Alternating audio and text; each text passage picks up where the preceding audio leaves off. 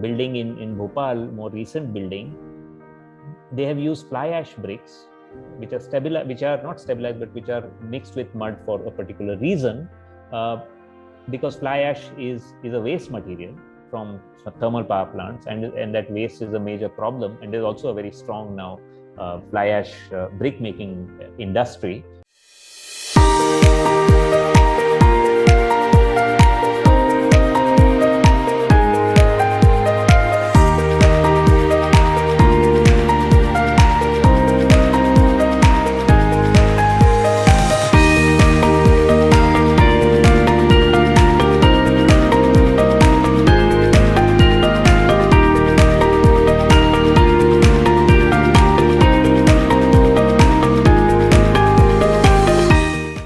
The pioneer of the pioneer in the consciousness of sustainable architecture in India is Laurie Baker, who passed away in 2007 in Kerala. He was inspired by an encounter with Gandhi, but he was, of course, preparing in a sense all his life before that. Already he was on that track, and came to live in India in the late 40s, finally married an Indian doctor, and ultimately after the age of 50 started settled in or around the age of 50 settled in Kerala, where his wife was from, and pioneered a way of building which was low energy, cost effective, and addressing the poor, site and climate responsive, and culturally sensitive, while being extremely creative and almost whimsical. Okay. And he focused on reducing, reusing, and recycling in different ways. He was also involved in structural innovation. He was a very, very innovative, structurally innovative architect, and architects are not generally very, very good with the engineering part of building, but he was exceptional. And that made a big difference with in terms of the energy that his buildings ultimately would consume totally, and built a lot of buildings for a one-man practice with no assistants. Okay, though it helped that there was an NGO that was set up, which actually was an entire organization that took his work ahead. So he created a new aesthetic in brick. But also remember, he was not an orthodox kind of a person. He didn't say that brick is all. He didn't tell you, he didn't give you a solution. He did what was in that context the best thing you could do. So there's only more sustainable, not ultimately sustainable. And he wanted to build, he believed in mud as the more as the bigger more promising material, which he didn't do very much building in by the in his own time. So these are images of one of his first big project, which was the Center for Development Studies in Trivandrum, where the walls you see have actually a cavity inside, a hollow inside it, because of the way the bricks are arranged. That's called a rat trap bond, the way in which you lay the bricks. He also used these jalis to let to naturally ventilate these spaces because of the high humidity in Kerala. And as you can see, he also modulated light, believed in daylight, getting daylight in, but also created very interesting shadowy dark spaces which are always glowing. So it's a very, very new aesthetic. And this is an incredible building that he built, a small little building, as you can see from the scale of the motorcycles, just outside the railway and the bus station in Trivandrum, which is a very inexpensive, whatever, now maybe 50 rupee dosa, but at one time 20 rupee dosa place, which is built on a ramp with a core, the kitchen and the pantry on the core, right? A bit like the Guggenheim, but a museum by Frank Lloyd Wright, but the exact opposite. And this is another lovely house he did, the last project he personally built when he was just in his early 80s or so. And this is what this is what he called the Coventry Cathedral effect. And it's all the colored glass is not stained glass. It's an example of recycling, where he's used old discarded bottles and embedded them into the wall. So he has reduced the amount of brick used and also created a completely new aesthetic effect. Even the wooden column you see in the distance in the background is recycled. It comes from the second-hand market. Biome is a important new firm, important old firm, which came out of the practice of Chitra Vishwanath. Chitra began practicing in the early 90s in Bangalore, and is well known for being a kind of pioneer at scale of well-designed mud buildings, but is also, I mean, Biome does much more. It's not only about mud. Mud is just one of the, as you'll see in one of the examples, they are also not married to mud.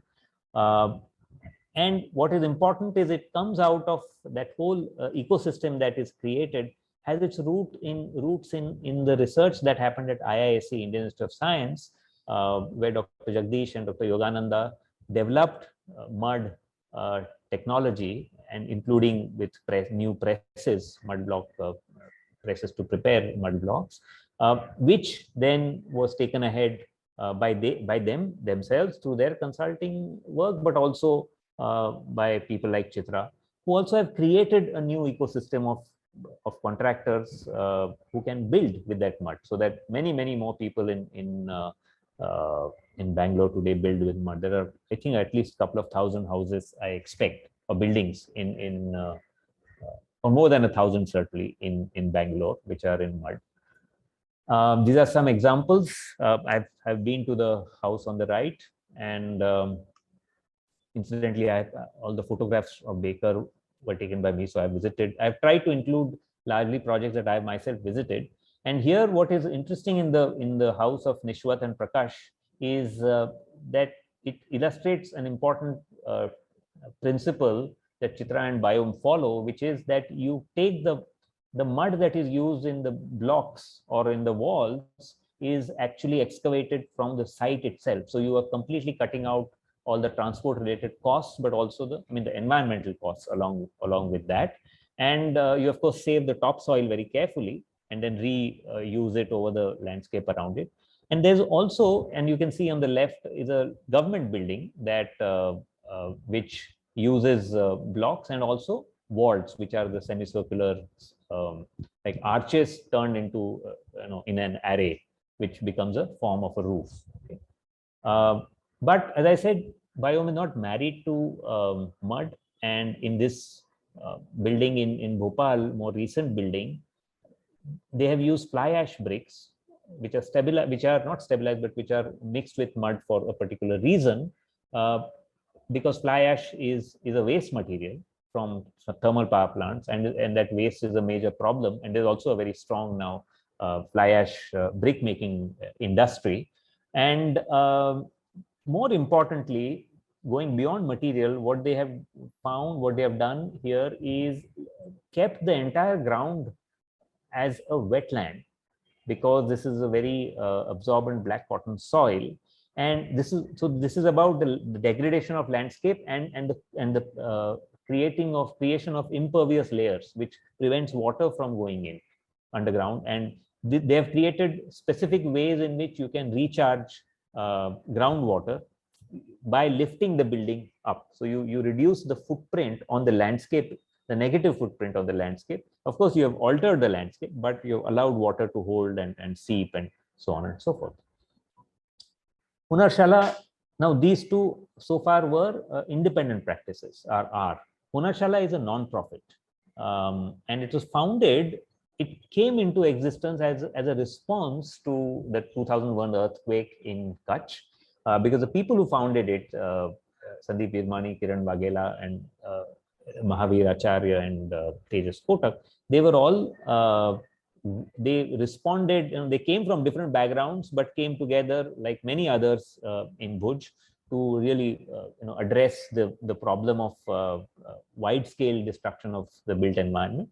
And they, drawing on a tradition already established of 10-15 years of work, working participatorily with communities of various kinds in the rural areas of Kutch, they have developed a way, they've developed a method of participatory design and reconstruction, which is driven by owners. And parallelly, they've brought in, they have taken, wherever they go, they have taken, studied the existing traditional technologies and then updated them with the best experts in the country to create new ways of using the same technologies, okay, preserving their core, and even getting them into policy. So this whole thing of working with connecting community and traditional knowledge through uh, the best engineering knowledge to policy, that entire loop has been closed. And this story of the bhunga, the circular form, is very interesting because after the 2001 earthquake, there was an immediate response by the state and various donors, and the PWD style square RCC frame houses were going to be built en masse. And then the women, because of the participatory approach, the women's voices were heard, and they suggested building in mud because they had to really take care of the homes. And in the process, in discussion with the elders of the local communities, they went back.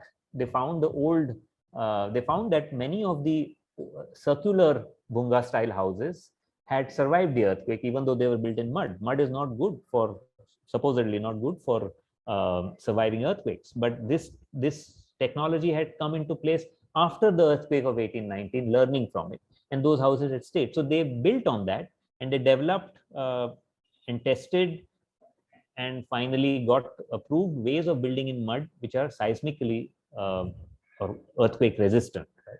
So you can see again the link between traditional knowledge and engineering, good engineering, sound engineering, and policy.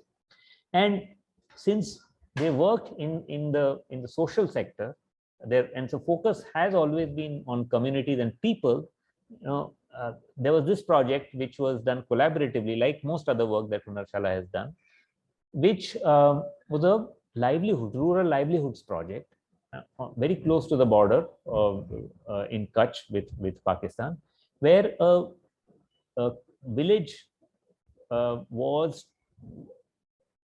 where a number of agencies like Kutch Mahila Vikas Sangathan and Sarjeevan worked with villagers to create a new livelihood source in the form of a resort, which was designed entirely by and built by the community itself, with facilitation for more modern services, etc., by Hunarshala. So there's also very interesting questions here that come up about authorship. The handing over the baton of authorship to other people, which as architects, we are like exceptionally, we think we are the cat's whiskers in terms of creativity, etc., and we want that signature. Our ego is involved in that. So that is a very important shift that we see with Hunarshala, and there isn't one single author ever, and there's actually a pleasure and more meaning sought in sharing authorship in every way. And this is again example of doing what they did with mud, but with bamboo in Kosi, in Bihar, and creating prototypes through participatory processes, which can be built with one tool. Okay, the bamboo parts, for instance. Now, all of these are more natural, organic, traditional technology. But sustainability doesn't mean you have to only stick to mud walls and only low tech. Okay?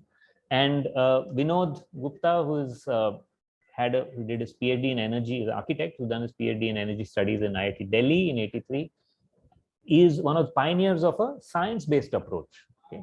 And a pioneer of rainwater harvesting, passive solar design, even intelligent buildings. He built the first intelligent building in India in Bandra Kurla complex, the CMC building, in 1992, I think it was inaugurated.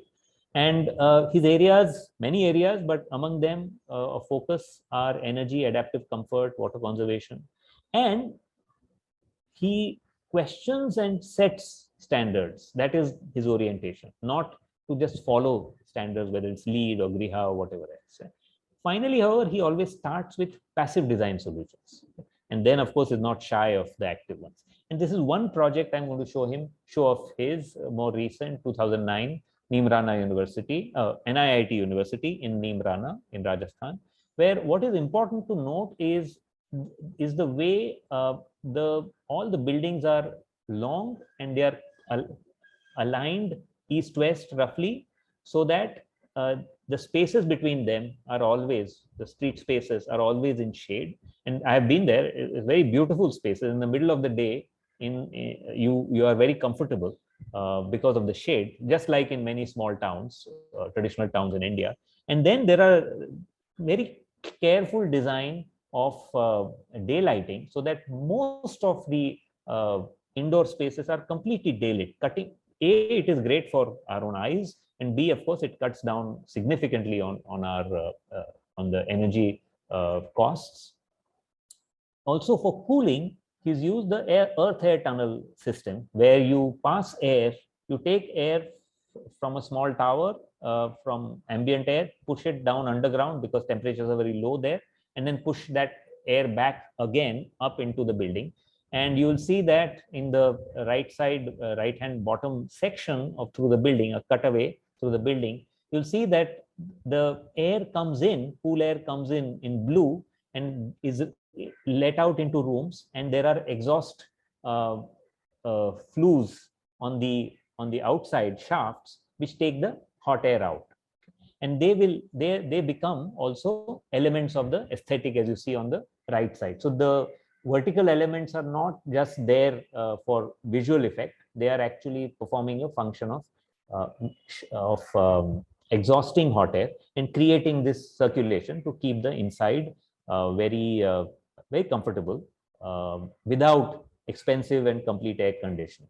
And for water, Vinod is passionate about water, and they've ensured that the place survives largely on rainfall, even in a relatively dry place like Nimrana.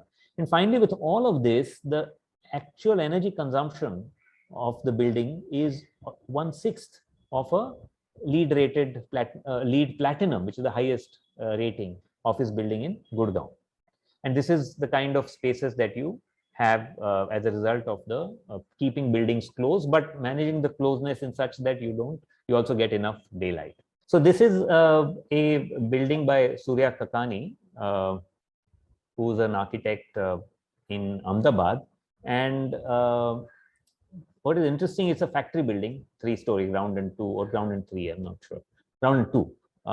And it is designed in a way, again, that it is, I'll just show you. It is built with brick largely, but what you see on this brick wall is actually a mix of red brick and fly ash bricks. And the way it is designed is you have more of the red brick on the bottom, and it reduces as you go higher up because you can't then begin to really see it. So it feels like a brick building. So, and it is a composite of load bearing. So these broad walls you see, they are also actually shafts. They are hollow shafts in brick. They are shafts that bring in air from outside. The exact opposite of the Nimrana example, where the shafts were used to exhaust air. Here, the roof that over the shafts pushes air in, pushes it down, and through these shafts, the air is cooled and put into each floor. What is important is that these shafts also are designed so that they are load bearing. So a lot of concrete and steel has been avoided through the design of these shafts, and there's a lot of credit goes to Himanshu Parikh, who's the structural engineer for this, who worked very closely with Surya.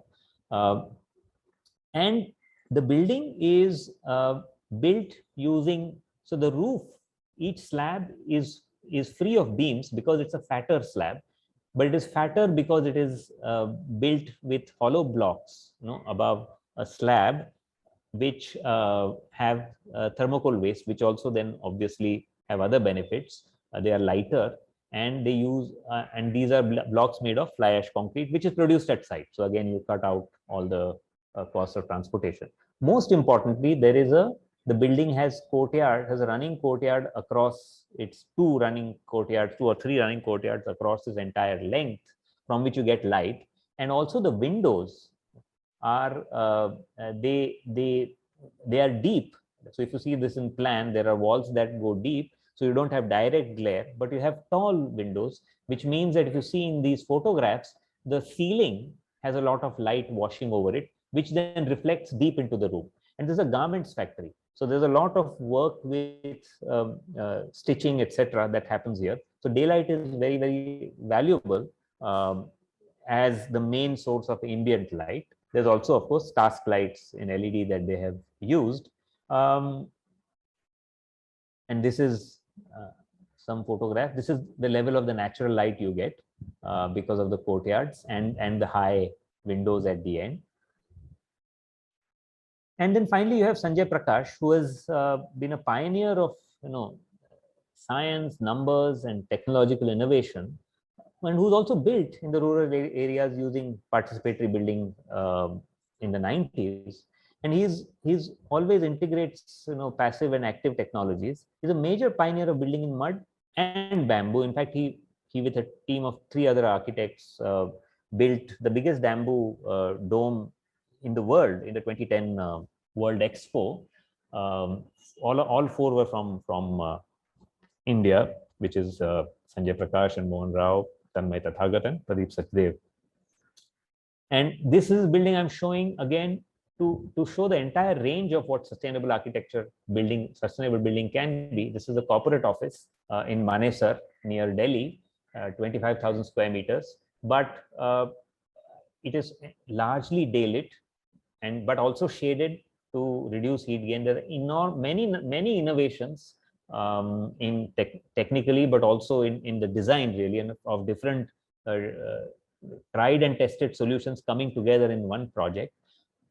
One important fact is that it has only the 1/3 of the usual water consumption of a building of this size, even though it uses water consuming chiller based air conditioning. Okay, this happens because there's a double recycling of water, and there's also rainwater harvesting.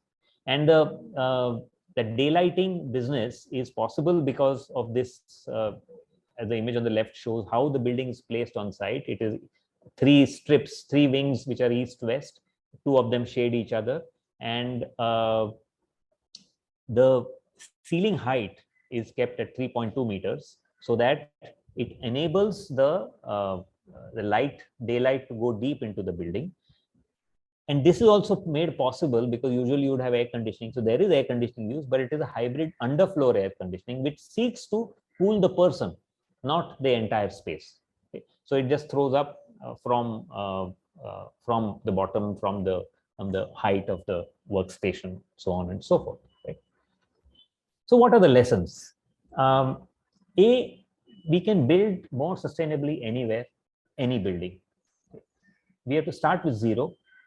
We start with simple solutions, natural solutions, and look at traditional wisdom related to technology and design. But we are free to exploit higher technology also, as long as we do it sensibly. And building sustainably, if you follow this principle, is also can be actually cost effective. There's a lot of talk, especially in the West, of how expensive sustainable architecture is. But that's because the economies of scale are benefiting the unsustainable models so much. For instance, electric the power, the subsidies, tariff subsidies for manufacturing are hiding the real economic cost of aluminum or steel. If you were to rearrange those imbalances, you would have a very different picture, even perhaps in the West. But here, certainly, it is probably going to be cheaper if you build simply, sustainably. And the specific sustainability approach depends on local conditions, the project itself, the clients, the resources, priorities, and sometimes the constraints, like we saw in the ASA building. And no material, technology, or spatial configuration is automatically sustainable or unsustainable. Okay? You have to always see it in context and make it work in the way it should. So what is clear in all of this is building sustainability is not something you can just simply, there's some set of formulae to do it. It needs more effort, and certainly needs craft in building, and also in design, and also in building. And therefore, a lot of effort in thought, thinking about it, in designing it, and also finally in monitoring and executing it. The final lessons are about the attitude towards the building task. One is that what I began with: question everything and don't stop anywhere. It doesn't mean that you have to paralyze yourself. You're allowed to have contradictions. You will always inevitably contradict yourself, but you have to question everything. And new ways of, only from this questioning will we come up with new ways of building, and therefore living in this habitat, and therefore maybe having a habitat which right now we are at great, a lot of us are at great risk of losing. So finally, there is little to lose, I think, and lots to gain, including a more healthy building space, healthy in terms of biologically for all of us, if we were to build more.